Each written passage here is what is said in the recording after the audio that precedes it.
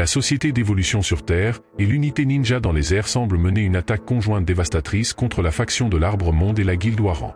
Anno demande des instructions à Sanguo, car ils ont beaucoup de blessés. De plus, avoir le soutien du reste du clan sera assez difficile car ils sont entourés de tous côtés par des montagnes et des bâtiments. Cependant, ils peuvent envisager de se réfugier dans un bâtiment, bien qu'ils risquent d'y être piégés. Mais une fois à l'intérieur, ils pourraient être pris au piège comme des rats. Alors Anno demande alors à Sanguo s'ils doivent utiliser la porte démoniaque obtenue lors de la guerre métropolitaine 2. Sanguo répond que s'ils l'utilisent ici, leurs ennemis n'auront peut-être pas le temps de le remarquer. Mais même s'ils survivent, les membres de la Guilde Waran ainsi que les blessés n'auront pas la même chance. Alors Sanguo ordonne à ses hommes de se préparer à la bataille, ils devront tenir bon ici en attendant une opportunité. La Guilde Waran tire des flèches vers les ninjas volants, ces derniers parviennent facilement à dévier les flèches avec leurs courtes épées agiles. L'unité ninja atterrit avec succès près d'eux, ils reçoivent l'ordre d'éliminer les archers sur la terrasse. Les ninjas utilisent une compétence appelée « bombe pigeon » pour invoquer un pigeon jouet. Les pigeons se dirigent directement vers l'unité d'archers du lieutenant Kim, ils ont explosé une fois entrés en contact avec les archers, mais le lieutenant Kim a pu survivre à l'impact. Il s'avère que le chevalier de la mort a encaissé les bombes pigeons avec son bouclier, et il ordonne au lieutenant Kim de se replier. Au même moment, certains ninjas courent vers le chevalier de la mort. L'un d'entre eux engage le chevalier de la mort en combat, tandis que les autres s'attaquent aux autres archers derrière lui. Les ninjas parviennent à éliminer facilement certains archers, et le chevalier de la mort réagissant rapidement, utilise les chaînes de l'abysse pour lier le ninja, le projetant violemment sur ses coéquipiers. Le ninja entremêlé percute deux de ses compagnons. Au même moment, les ninjas encore debout, disent à leurs amis d'ignorer le côté du chevalier de la mort, et qu'ils doivent d'abord s'occuper des autres. Alors, le chevalier de la mort enchaîne habilement droit, et le lança sur les ninjas comme une toupie. La toupie droit se déchaînait sur les ninjas, tuant certains comme des mouches, et traumatisant d'autres. Malgré sa libération des chaînes, il continue de balancer son épée, utilisant l'élan pour revenir et tuer le reste des ninjas dans ce bâtiment. Droit finit par être paré par un ninja, ce dernier parvient à repousser une autre attaque avant de désarmer Droit en frappant son épée divine, mais Droit sortit son gros calibre et tira froidement sur le ninja. Il continue ensuite d'utiliser son pistolet dans le combat à l'épée pour éliminer les ninjas autour de lui.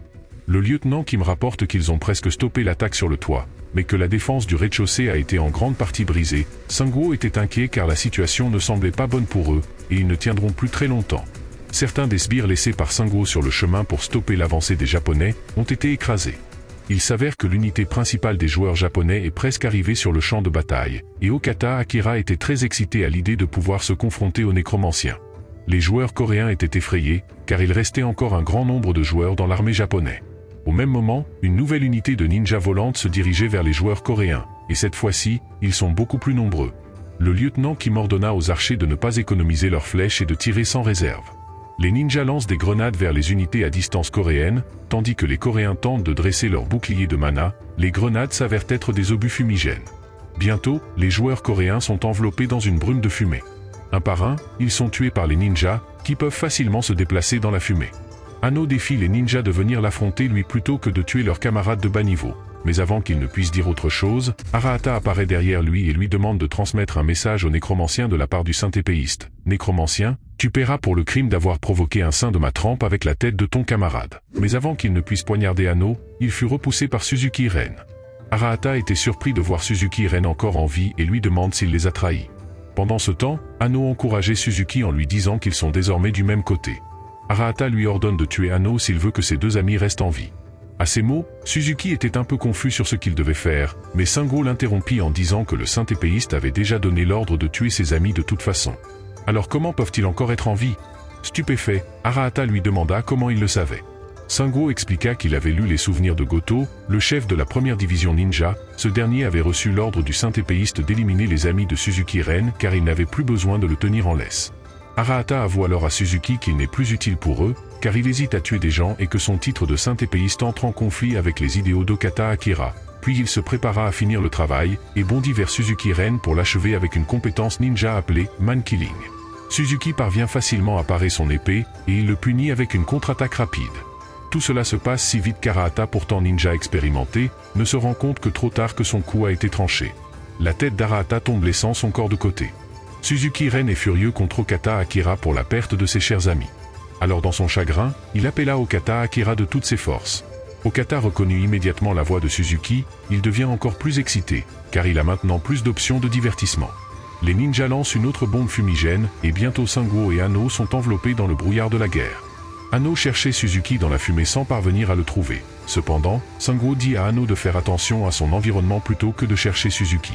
Sango voulait garder son éveil en mode demi-dieu pour la pire situation possible, mais il ne peut plus retarder. Juste avant que Sango ne puisse activer son état de demi-dieu, tous les ennemis qui les entourent furent engloutis par des flammes bleues. Ils n'ont aucune idée de la provenance de ces flammes. Ce fut le retour de Jizuyun, et il s'avère qu'elle contrôlait les flammes bleues. Jizuyun atterrit nonchalamment à côté de Sango, elle avait achevé les derniers membres du groupe japonais de ninjas avancés. Ce dernier lui demande comment elle est arrivée ici.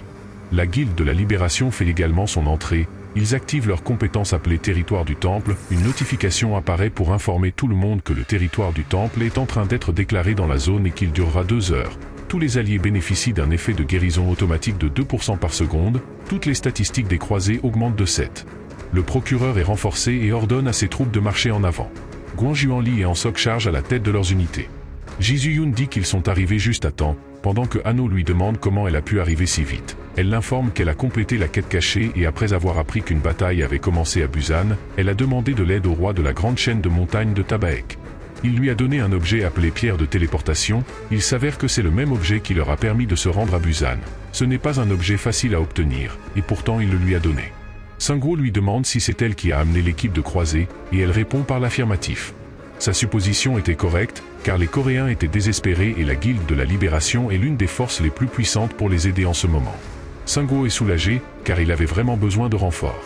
La bataille fait rage et au bout de quelques minutes, une notification apparaît pour annoncer que le combat libre a été suspendu.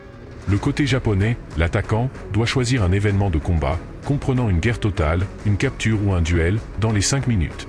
Okata Akira est fou de joie car il peut enfin se venger du nécromancien, il se dit que cette fois le nécromancien ne pourra pas fuir, et qu'il va sûrement l'écraser.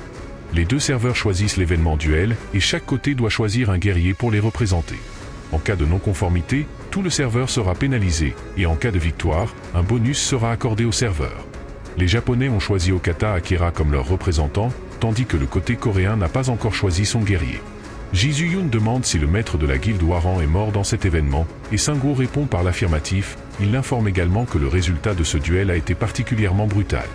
Jizuyun demande à Sango si elle peut se charger du duel, mais Anno lui rappelle qu'Okata Akira n'est pas un adversaire à prendre à la légère. Cependant, Sango pense que Jizuyun est plus adapté que lui pour cet événement de duel, mais il n'est pas sûr qu'elle puisse le gagner. Sango n'a pas d'autre choix que de faire confiance à son jugement, et il l'autorise à participer au duel. Jizuyun semble excité par cette opportunité, de plus, c'est une condition parfaite pour elle, car personne ne pourra interférer dans leur combat. Jizuyun sort un objet et dit à Sango que c'est un cadeau pour lui. Sango est ravi de recevoir ce cadeau incroyable. Il s'agit d'un collier légendaire appelé « Collier du Roi des Ombres ». Il augmente la vitalité de 6 points et permet de contrôler une ombre dans le champ de vision, offrant ainsi des informations visuelles et auditives, avec un temps de recharge de 5 minutes. Sango a enfin rassemblé les 4 reliques appartenant au Roi des Ombres et complété la quête cachée, successeur du Roi des Ombres. La couronne du Roi des Ombres est envoyée en récompense de cette quête. Jizuyun demande à Sango de la choisir comme représentante du côté coréen. Finalement, les Coréens choisissent Jizuyun comme leur représentante. Chaque guerrier sélectionné doit se rendre à l'emplacement désigné sur la carte dans les 10 minutes suivantes. Une fois le duel commencé, tous les autres combats sont interdits. En cas de violation, les joueurs seront jugés. Les portraits de Jizuyun et d'Okata Akira apparaissent sur les écrans de diffusion en direct. Okata Akira ne pouvait que péter un câble car on vient de lui retirer la cuillère de la bouche, et même ses hommes de main ont peur. Il traita Sango de tous les noms d'animaux les plus abjects de la Terre. Quelques minutes plus tard, les joueurs des 2 camps arrivèrent à l'emplacement du duel. Okata Akira et Jizuyun se retrouvent face à face, ce dernier dit qu'il n'est pas satisfait de cet affrontement, à plusieurs reprises il dit qu'il voulait se battre contre le nécromancien, et qu'il n'a aucun intérêt pour une faible flamme comme elle. Il lui demande si le nécromancien n'a pas suffisamment confiance en lui, et si c'est pour cette raison qu'il a envoyé quelqu'un d'autre à sa place. Jizuyun répond qu'il n'est pas nécessaire que Sango se salisse les mains pour une tâche aussi insignifiante, ajoutant qu'elle peut s'occuper de lui seule avec ses propres capacités. Le duel est sur le point de commencer. Alors Okata Akira dit à Jizuyun que le nécromancien l'a simplement utilisé comme bouclier humain et qu'elle ne peut pas comprendre la véritable puissance. Jizuyun lui répond qu'elle peut clairement voir à quel point il est puissant. Soudain, pour la première fois, Okata Akira est surpris. Cette fois, Jizuyun libère toute sa puissance et déclare qu'Okata Akira est celui qui a échoué à comprendre la puissance de son adversaire. Cette fois-ci, Jizuyun dit à Okata Akira de ne pas encore avoir peur, car elle vient juste de s'échauffer. Au même moment, le duel commença, et Jisoo active sa compétence instinct de chasse. Si le combat dure plus de 120 secondes, l'initiation de la chasse devient disponible. Jisoo désigne Okata Akira comme sa proie. Grâce à sa compétence, Okata Akira subit la pénalité de prédateur aveugle, qui réduit ses sens de 50%. Okata Akira réagit rapidement, sachant bien qu'il se trouve en terrain dangereux. Il utilise sa volonté pour réduire les effets d'engourdissement de 40%, mais au même moment, Jisoo avait disparu de sa position. Elle réapparut instantanément au-dessus d'Okata Akira et parvient à lui porter un coup avant qu'il ne dévie sa seconde attaque. Okata Akira a subi une légère coupure à la suite de la première attaque de Jisoo et lui demande si elle vient d'utiliser la compétence suivie des empreintes. Loin de se laisser intimider, Okata Akira s'échauffe à l'idée de pouvoir se battre à fond contre elle. Les échanges de coups entre Okata Akira et Jisoo s'intensifient, avec des frappes successives surpuissantes. Jisoo profite de son élan pour infliger des coups puissants, qu'Okata Akira réussit à bloquer tant bien que mal, mais il peine visiblement à gérer la force de ses frappes. Jisoo finit par lui donner un coup de genou dans l'estomac, lui disant qu'il est faible comparé à son attitude arrogante. Okata Akira utilise ensuite une technique semblable à celle du suivi des empreintes de Jisoo pour apparaître derrière elle. Il enchaîne avec sa compétence, trancher les 5 dragons, se sentant maintenant prêt à la vaincre, mais Jisoo parvient à anticiper et parer son attaque. En arrière-plan, Anno encourageait bruyamment Jisoo, mais tout ce qu'il fait, c'est la distraire.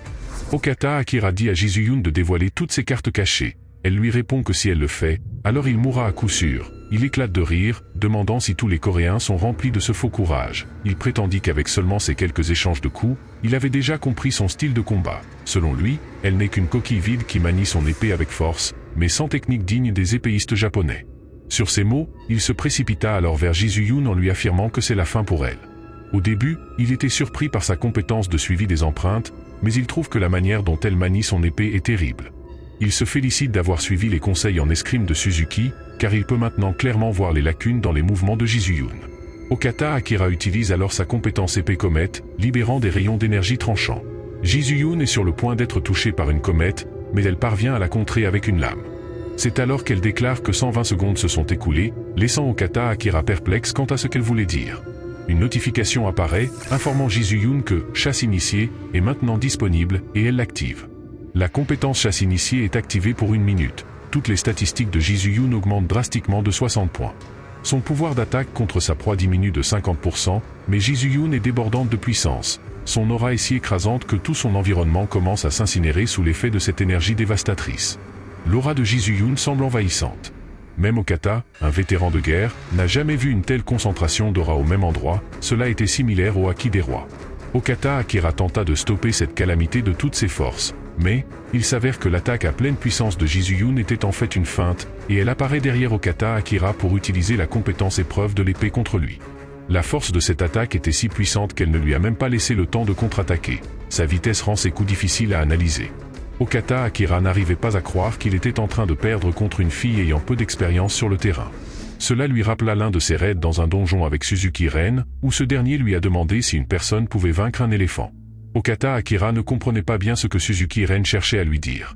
Suzuki expliqua qu'ils ont eu de la chance dans ce donjon secret, mais qu'il veut dire par là qu'ils devraient éviter les éléphants dotés de capacités difficiles à contrer. Okata Akira rétorqua que cela peut être le cas pour quelqu'un comme lui, qui ne combat qu'avec des techniques d'épée pure, mais c'est différent pour ceux qui, comme lui, peuvent utiliser diverses compétences. Avec ses capacités, il peut même vaincre un éléphant. Grâce aux statistiques qu'il a obtenues en montant de niveau dans divers donjons, il a maintenant maîtrisé des compétences écrasantes. Suzuki Ren intrigué, lui dit qu'il est curieux de voir quand il fera face un jour à un vrai éléphant.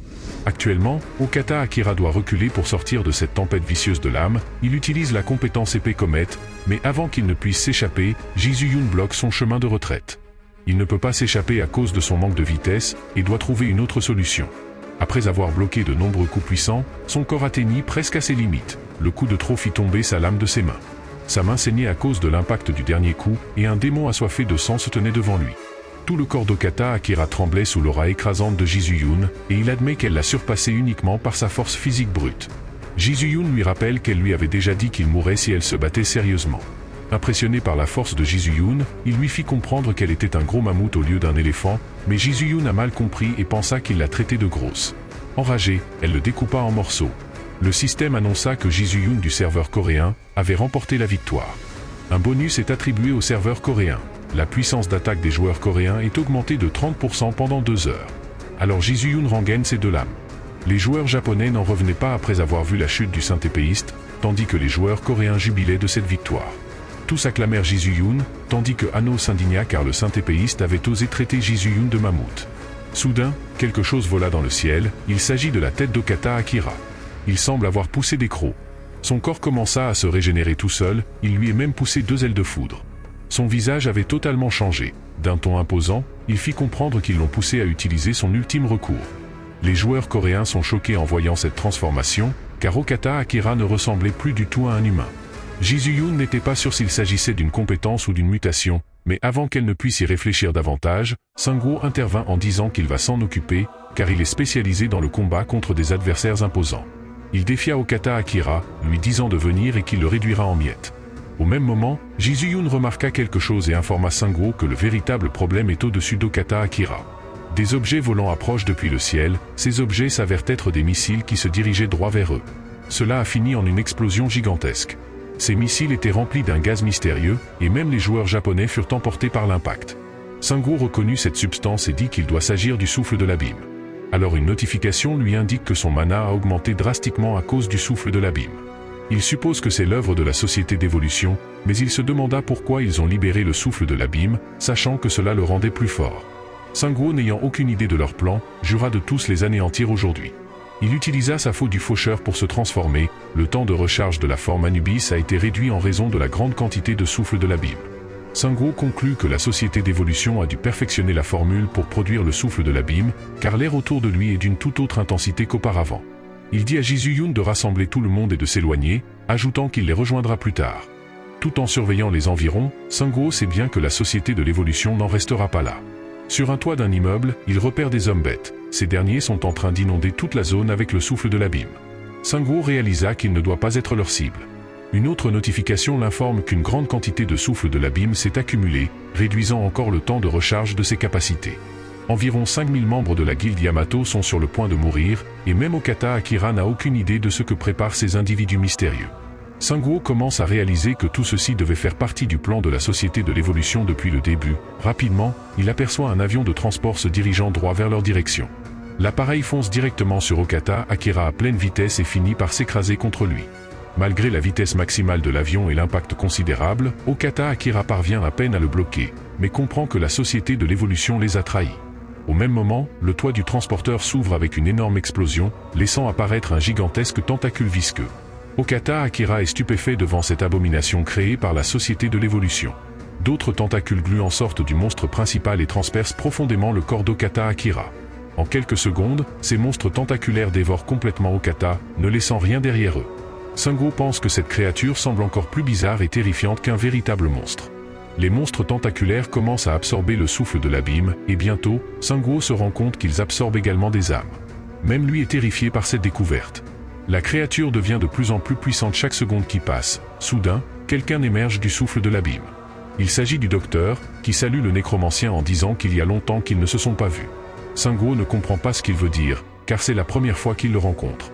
Le docteur lui explique qu'il l'a rencontré sous une autre forme auparavant. Alors Sango devine que cet homme doit être le docteur, le chef de la société de l'évolution. Il sait également que les clones du docteur occupent la majorité des places du top 20 dans le serveur coréen. Le docteur lui dit que peu importe son rang, car finalement, tous ces clones sont la même personne. Il déclare ensuite que Sango, ainsi que tous les cadavres environnants, ne doivent faire qu'un avec lui, et que ce sera le point culminant de ce jeu. Sango demande si tout cela faisait partie de son plan pour attirer les joueurs japonais. Docteur le félicite pour sa perspicacité. Le clone précédent du docteur, tué par Sango, lui avait dit qu'il effectuait des recherches sur la mort, et pour cela, il avait besoin de nombreux échantillons, ce qui rendait une guerre à grande échelle inévitable. Il présente officiellement Shimaera, la créature ultime créée en étudiant la mort. À cet instant, une quête exclusive intitulée L'erreur de la mort s'affiche pour Sango. C'est une quête de type chasse, avec pour objectif d'éliminer la créature créée par les joueurs. Shimaera, une compétence exclusive sera donnée en récompense. La description indique que ceux qui diluent la mort ont réalisé des rituels basés sur de fausses croyances, et que le résultat de ces rituels est enfin apparu. Si la menace n'est pas rapidement éliminée, ce groupe ira jusqu'à rendre la mort elle-même insignifiante. Sango se demande s'il doit se sentir soulagé, car selon la quête, la créature semble encore faible à ce stade. Cependant, Shimaera devient de plus en plus fort en absorbant les âmes, et plus le temps passe, plus il devient dangereux. Si cette créature parvient à vaincre Sango ici, elle causera une catastrophe pour l'humanité. Docteur annonce qu'il construira un futur merveilleux avec l'aide de cette créature, convaincu qu'il pourra tuer Sango en l'absorbant.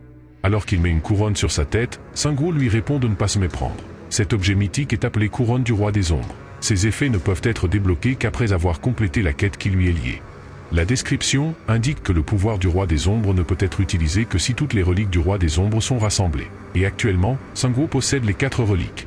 Il dit au docteur que ce ne sera pas aujourd'hui qu'il mourra, et il active la régénération de ses sbires et la réponse de la mort dans la zone.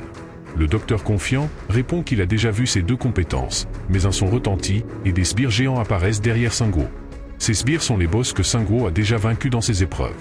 Une nouvelle compétence appelée Armée des Ombres s'active d'elle-même. En tant qu'héritier du roi des ombres, Sango a appris une compétence spéciale appelée Pouvoir du roi des ombres. Les soldats des ombres commencent à émerger des ombres des sbires. C'est une compétence active de rang spécial qui nécessite l'équipement des reliques du roi des ombres. Elle réduit de 50% le temps de recharge de toutes les compétences liées au roi des ombres. Il peut maintenant matérialiser tous ses sbires en soldats des ombres, et cet effet dure 1 heure. Les soldats des ombres gagnent 50% de la puissance d'attaque et 150% de la défense du corps principal, et ils ne seront pas détruits tant que le corps principal n'est pas détruit. Le temps de recharge de cette compétence est de 12 heures. Sango annonce au docteur qu'il lui montrera le point culminant de son histoire. Docteur un peu déconcerté, admet qu'il s'est trompé en pensant être le seul à avoir fait des améliorations. Il reconnaît que Sango est un adversaire remarquable. Sango, quant à lui, déclare qu'il n'a aucune idée du temps qu'il leur a fallu pour créer une chose pareille, mais qu'il la détruira en un instant. Il ordonne alors à ses sbires d'attaquer. Docteur sur ses gardes, lève une barrière magique pour se protéger. Les sbires d'élite commencent à frapper la barrière, tandis que Shimaera ouvre sa bouche pour lancer des projectiles tentaculaires. Le chevalier de la mort et le boss lézard parviennent à esquiver ces attaques. Pendant que les boss esquivent, les soldats des ombres se rapprochent du corps principal de la bête et commencent à désarticuler la créature. 2 des sbires boss attrapent les ailes du Shimaera. Pendant ce temps, la reportrice s'approche de la scène du combat. Elle était là pour couvrir les événements de la guerre, mais elle se retrouve maintenant au milieu d'une bataille intense contre un monstre géant. Il n'y a plus de temps pour distinguer les amis des ennemis, car Shimaera enragé fait tomber des débris sur les joueurs. Alors que les griffes du Shimaera émergent, elles éliminent plusieurs sbires de l'ombre. Le Shimaera est une créature qui évolue et se régénère en consommant des âmes. Avec tous les cadavres environnants, il peut continuer à se nourrir et se renforcer. Sango comprend que ce combat risque de durer longtemps, mais soudain, une immense quantité d'âmes éclate de la tête du Shimaera. Pendant tout ce temps, Sango collectait lui aussi des âmes, et il active alors le bombardement démoniaque, concentrant les âmes collectées dans son arme. Il utilise cette technique pour créer un énorme trou dans le corps du Shimaera, mais la créature est toujours en vie et se régénère encore plus rapidement. Sango pense que la créature a absorbé tellement d'âmes qu'elle regorge d'énergie. Alors, il lui faut une attaque plus puissante, il décide d'utiliser toutes les âmes en sa possession pour activer le raid du crépuscule. Shimaera est entièrement enveloppé de bandages, et Sango saute rapidement sur son dos. Cependant, Shimaera continue de se régénérer grâce aux âmes qui l'entourent. Sango ordonne alors à l'Alpha Wyvern d'intervenir. L'Alpha Wyvern saisit Shimaera enveloppé comme une momie, mais des tentacules déchirent certains des bandages et commencent à s'enrouler autour du Wyvern. Ayant anticipé cela, Sango met en œuvre son plan de secours. Toutes les Wyverns commencèrent à soulever Shimaera aussi haut que possible pour l'éloigner des âmes. Une fois à une hauteur considérable, les Wyverns s'arrêtent un instant avant de lâcher Shimaera. Celui-ci pousse un cri perçant alors que ses tentacules cherchent désespérément à s'accrocher à quelque chose, en vain. Shimaera s'écrase violemment au sol, son corps éclatant comme un fruit mûr sous l'impact. Il est finalement vaincu. Sango reçoit 1 million de pièces d'or pour avoir éliminé l'expérience numéro 455 et obtient le titre de gestionnaire d'élimination des expériences, ce qui augmente toutes ses statistiques de 1. Sango trouve que 1 million de pièces d'or pour un combat aussi difficile est un maigre butin, mais il reste une dernière chose à régler. Il a terminé la quête exclusive l'erreur de la mort, et sa récompense est une nouvelle compétence exclusive, sorcier de la mort nominant. Cette compétence de base consomme 50 points de mana et permet d'améliorer les talents magiques des sbires, les transformant en sbires magiciens. Un maximum de 5 sbires peuvent devenir mages capables de lancer plusieurs sorts et malédictions. En améliorant cette compétence, les sbires peuvent utiliser des sorts encore plus puissants. Un sbire magicien peut devenir un prêtre de la mort sous certaines conditions, et plus tard, évoluer en lich. Sango se réjouit de cette nouvelle compétence, qui lui apportera enfin des mages dignes de ce nom dans son arsenal. Il suppose que Docteur a pris la fuite après avoir réalisé qu'il ne pouvait pas gagner, mais avant qu'il ne puisse terminer sa pensée, quelqu'un jette Docteur devant lui. C'est Jisuyun, qui informe Sango que Docteur préparait un hélicoptère pour s'échapper, mais elle l'a attrapé juste avant son départ. Docteur tente de persuader Sango qu'il est inutile de le tuer, car il est un clone. Sango répond que ne pas le tuer pour cette raison serait encore plus ridicule, puis il l'achève. Sungwoo reçoit 13 000 pièces d'or pour avoir détruit le clone. Alors Ji-Yoon informe Sungwoo que le clone numéro 1 du docteur a disparu du 7e rang du serveur coréen. Sungwoo pense qu'avec tous ces clones, ils reviendront encore et encore. Il envisage donc de capturer un homme bête de la société d'évolution pour obtenir des indices afin de traquer les clones restants. Sungwoo dit à Ji-Yoon que leur priorité est de mettre un terme à cette guerre. Au même moment, la tête du Chimaera qui gisait au sol est soudainement déchirée de l'intérieur. Il s'agit d'Okata Akira, furieux à la fois contre le nécromancien et la société de l'évolution. Dans un accès de rage, il jure qu'il ne les pardonnera jamais. Okata Akira a pu récupérer les vêtements d'un soldat mort. Il savait déjà que la société d'évolution était maléfique, mais il n'aurait jamais pensé qu'ils iraient jusqu'à le trahir en l'éliminant lui et le nécromancien. Il grimpa sur un toit et se rendit compte que la situation avait déjà tourné en défaveur de l'armée japonaise. Il réfléchissait à la façon dont il pourrait retourner sur au Japon. Cependant, quelqu'un l'observait par derrière. Il s'avère que c'était Suzuki Ren, lui demandant s'il comptait s'échapper. Okata Akira, stupéfait de le voir en vie, laissa échapper son inquiétude, mais en fait, il l'attendait. Suzuki Ren dit qu'il connaît la compétence qu'Okata a utilisée pour se ressusciter. Il s'agit d'une compétence légendaire de type consommable, utilisable une seule fois, et connue sous le nom de monstérisation. Okata Akira expliqua que Suzuki la connaissait car ils ont terminé ensemble le niveau caché Monster City, qui était en réalité la quête cachée de Suzuki Ren. Okata exprima son amitié à Suzuki en disant « Entre amis, il n'y a pas de toi, il n'y a pas de moi ». Alors Okata Akira dégaina lentement son épée et demanda à Suzuki s'il compte le laisser partir. Suzuki Ren répond qu'il ne peut pas faire ça, car il compte couper les ponts avec ses mauvais amis. Okata se prépara à se battre, pensant que c'est le moment idéal, même s'il ne lui reste plus beaucoup de mana à cause de la résurrection. Il ne pourra peut-être qu'utiliser qu'une ou deux grandes compétences. Okata Akira sait aussi que Suzuki Ren vient d'apparaître parce qu'il est au courant de cette faiblesse. Cependant, ce Suzuki semble différent du Suzuki qu'il connaissait, celui qui ne tuerait jamais quelqu'un. Okata Akira utilisa la compétence sabre laser et se moqua de Suzuki Ren en disant qu'il aurait pu devenir bien plus fort s'il ne l'avait pas rencontré. Suzuki Ren para facilement tous les projectiles de sabre laser et réussit même à blesser Okata à la joue. Ce dernier est choqué, car Suzuki Ren ne savait pas utiliser de compétences auparavant, et pourtant il vient de dévier son attaque grâce à sa force brute. Suzuki Ren dit que le nom de la compétence sabre laser est grandiose, mais que ce n'est qu'une attaque à grande vitesse. Okata Akira continua de frapper Suzuki Ren avec sabre laser, mais Suzuki Ren annulait facilement toutes ses attaques. Pendant la charge, Suzuki Ren expliqua qu'il pensait que sa classe de saint-épéiste était médiocre, car elle offre une augmentation de statistiques supérieure aux autres en échange de l'impossibilité d'apprendre des compétences. Cependant, cette classe s'est avérée être la plus adaptée à lui. Pendant qu'Okata se faisait repousser, il se dit que cette classe de saint-épéiste 5 étoiles est puissante, mais que Suzuki ne devrait pas être aussi fort pour le moment, car il avait jusqu'à présent volé toutes ses récompenses de classe. Il utilisa la compétence chemin d'épée fixe, mais Suzuki Ren a pu l'esquiver facilement, connaissant parfaitement cette compétence. Non seulement celle-ci, mais Suzuki Ren connaît toutes les compétences d'Okata, et il décida de mettre fin à leur amitié toxique en tranchant Okata Akira. Se sentant menacé par la mort, Okata Akira révéla à Suzuki Ren que ses amis sont toujours en vie.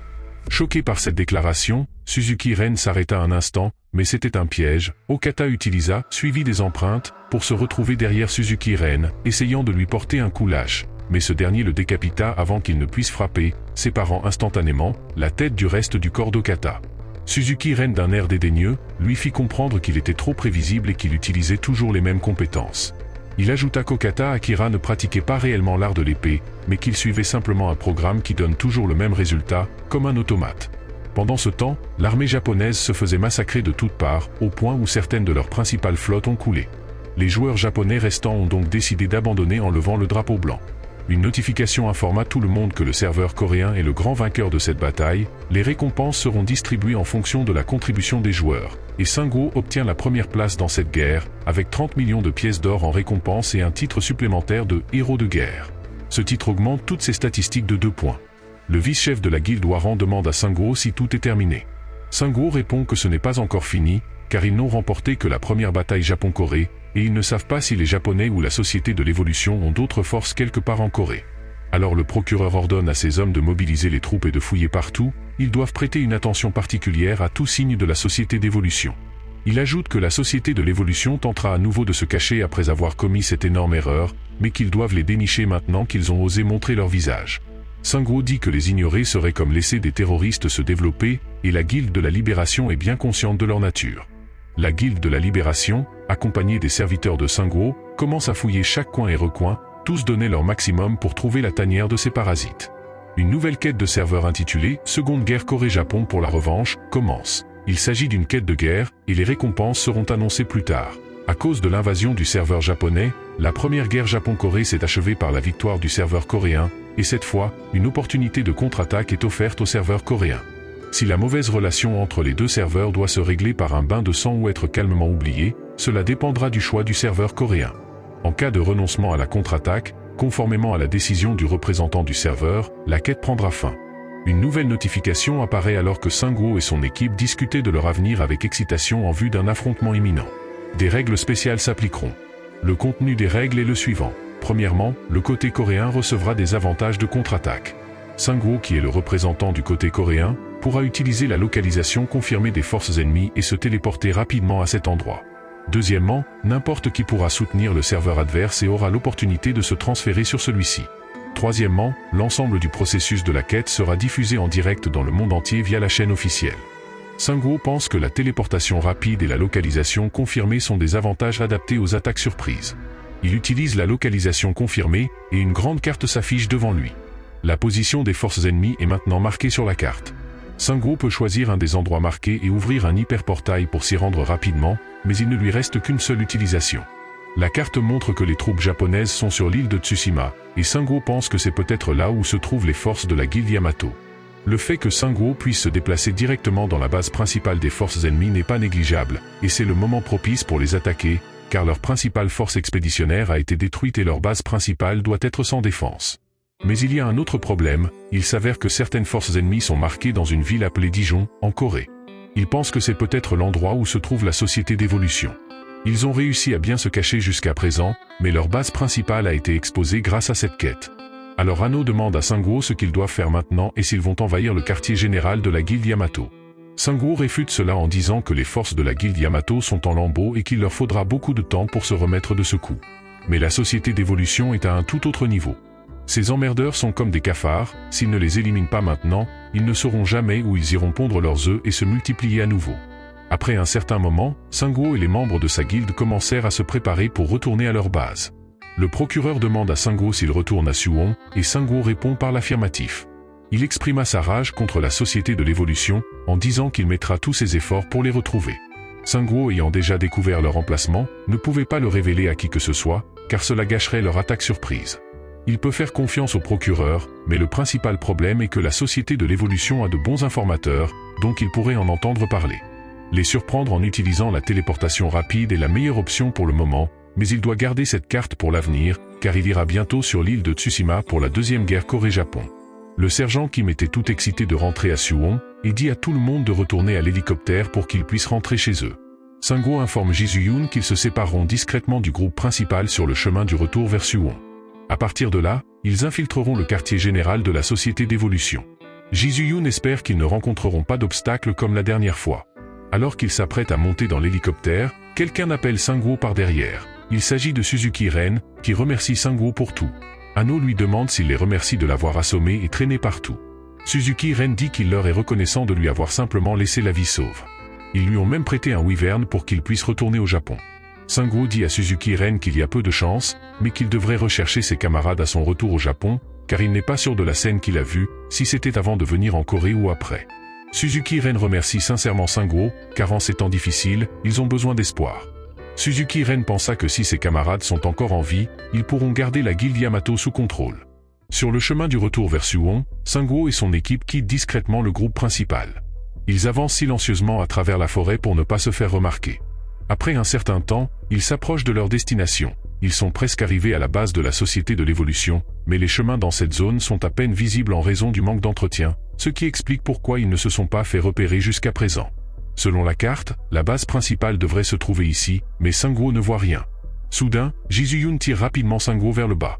Ce dernier lui demande si elle a vu quelque chose, et Ji-Yoon répond qu'elle n'a rien vu, mais qu'il y a forcément quelque chose devant eux. Ji-Yoon tend sa main et tout à coup, elle touche une barrière cachée, révélant une base derrière elle. Une notification s'affiche leur disant qu'ils sont entrés dans le rideau de l'illusion, la réalité qui était invisible de l'extérieur est maintenant révélée. Ji-Yoon affirme qu'il y avait bien un dispositif de camouflage autour de cette base. Hommes bêtes et joueurs sont mélangés dans cette base, et il semble que c'était une base militaire. Peut-être y a-t-il eu un conflit interne au sein de la Société de l'Évolution, car tous les hommes bêtes ont des laisses autour du cou.